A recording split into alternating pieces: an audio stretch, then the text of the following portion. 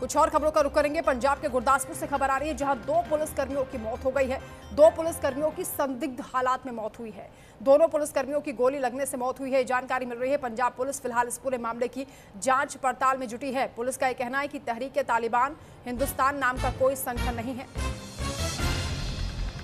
TTH की पंजाब या भारत में मौजूदगी नहीं है, यानी संदेह यहां पर जताया जा रहा है कि आतंकवादी कनेक्शन भी इस मामले से हो सकता है।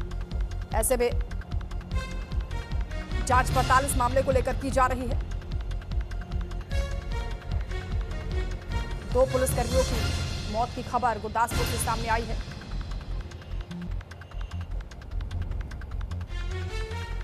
क्या इसका कोई आतंकी कनेक्शन है या फिर कोई बड़ी साजिश है?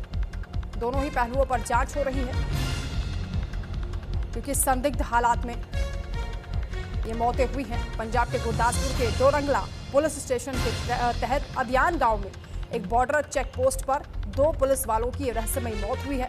इस मामले में चौंकाने वाले घटनाक्रम में मृतकों के परिवार भी सामने आ गए। उन्होंने इस दावे को पूरी तरीके से खारिज कर दिया है कि दोनों ने एक दूसरे पर गोली चलाई थी। हालांकि शुरुआत में यही जानकारी मिली है। फिलहाल पुलिस आतंकी साजिश के एंगल से भी इस मामले की जांच कर रही है। परिवार ये बता रहे हैं कि दोनों ही पुलिसकर्मियों के बीच गहरा रिश्ता था। वो पूरी लगन से अपनी ड्यूटी करने के लिए जाते थे, एक दूसरे की परवाह भी करते थे। किसी झगड़े का सवाल नहीं उठता है, इसलिए भी इस पूरे मामले को और संदिग्ध माना जा रहा है। संजीव कुमार हमारे साथ संवाददाता जुड़ रहे हैं। संजीव, क्या पूरा मामला है? अभी तक क्या जानकारी मिल पा रही है? इस मौत की वजह क्या हो सकती है? क्योंकि गोली लगने की बात से तो परिवार इनकार कर रहा है। जी बिल्कुल सही कहा आपने। परिवार जो है वो गोली लगने की बात से इनकार कर रहा है, लेकिन इसमें एक बड़ी बात आपको बता दूं कि अभी तक, क्योंकि संदिग्ध इसलिए भी कहा जा रहा है क्योंकि अभी तक पुलिस भी ये तय नहीं कर पाई है कि हाँ आखिरकार इन मौतों का कारण क्या है। और दूसरी तरफ से पुलिस जो एक वायरल पोस्ट जो है वो सामने आई है, उसमें भी अभी तक पुलिस की तरफ से ये बयान आया है कि ऐसा कोई भी इस तरह की वारदात जो है, इस तरह ये जो तहरीक-ए-तालिबान हिंदुस्तान उनकी बात जो संगठन है उसकी तरफ से जो दावा किया जा रहा है, पुलिस ने इसको नकार दिया है। पुलिस ने कहा कि ऐसी कोई भी बात नहीं है। तो अब ऐसे में सवाल उठता है कि आखिरकार ये मौतें हुई कैसे। अब इसमें पुलिस की तरफ से जो है वो जांच की जा रही है और पुलिस के साथ साथ फॉरेंसिक टीमें जो हैं वो भी जांच कर रही हैं और फिर जांच के बाद ही ये पता लग पाएगा कि आखिरकार इन मौतों की वजह क्या है। लेकिन फिलहाल ये स्थिति अगर हम आपको बताएं तो पुलिस जो है वो जांच में जुटी हुई है और ये तफ्तीश कर रही है कि आखिरकार वजह क्या रही, किस वजह से ये मौतें जो है वो हुई हैं। शुरुआती जानकारी जब आई थी तो उस वक्त ये कहा गया था कि शायद इन दोनों ने एक दूसरे को गोली मार ली, लेकिन ऐसी बात जो है वो नहीं है। उनके परिवारों की बात करें तो उनकी तरफ से ये कहा गया है कि जो उनके सर्विस रिवॉल्वर हैं वो पूरी तरह से लोडेड हैं। इसका मतलब ये है कि सर्विस रिवॉल्वर का यूज जो है वो नहीं हुआ है। और इसके अलावा अगर बात की जाए, उन्होंने जब दोनों के संबंधों की बात की तो उन्होंने ये कहा कि दोनों आपस में बेहद ही शांतिपूर्ण तरीके से रहते थे, दोनों के संबंध अच्छे थे और बड़े शांतिपूर्ण तरीके से वो नौकरी करते थे, अपनी जॉब कर रहे थे। तो ऐसे में अब सवाल उठता है कि आखिरकार ये हत्या जो 2 हत्याएं जो हैं ये कैसे हो गई।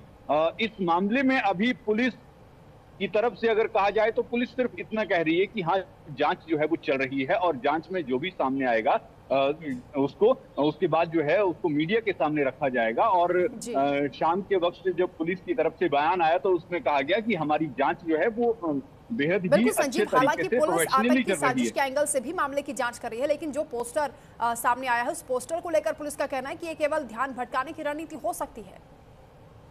जी बिल्कुल, क्योंकि पुलिस देखिए वायरल वो पोस्ट जो है वो की गई है, वायरल पोस्टर उसको किया गया है, तो पुलिस भी अभी इसको हालांकि पुलिस किस एंगल से जांच कर रही है, लेकिन इसके अलावा पुलिस जो है वो गैंगस्टर के एंगल से भी जांच कर रही है।